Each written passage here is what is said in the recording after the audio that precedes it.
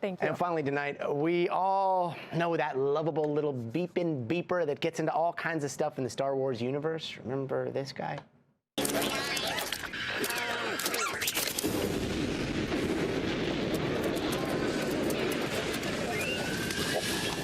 Okay, so modern day, imagine a cousin of R2-D2 being built to jump. Yeah, like jump in and around some of the moon's deepest craters looking for water. Sounds crazy, right? Well, Intuitive's mission, known as IM-2, is meant to lay the groundwork for astronauts to return to the moon, possibly even Mars and beyond. So let's bring in former astronaut and International Space Station Commander Leroy Chiao, who is also an Intuitive Machines IM-2 ambassador and expert.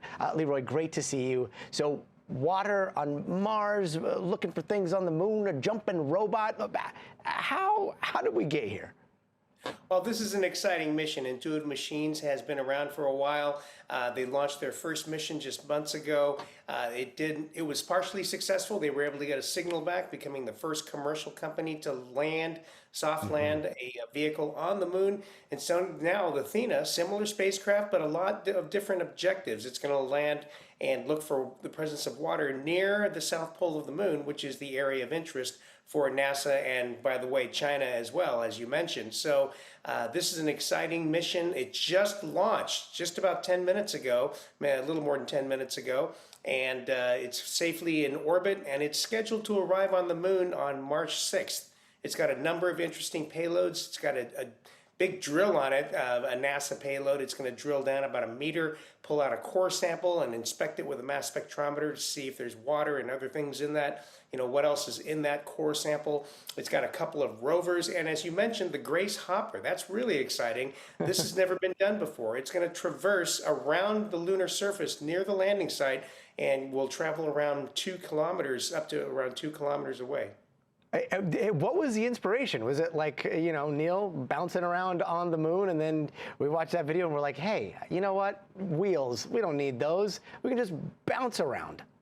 Sure. Well, you know, this is it's not the same thing, of course, but think of it as kind of like the helicopter, the Ingenuity helicopter on Mars, except this is rocket powered, and it's going to be, you know, making it more efficient to traverse around, as you said, looking in different craters, looking for possibly the presence of water, ice. So very exciting development. And by the way, Grace is named after Grace Hopper, who was one of the, you know, human computers back in the early days of the space program, and so pretty exciting to see that go as well.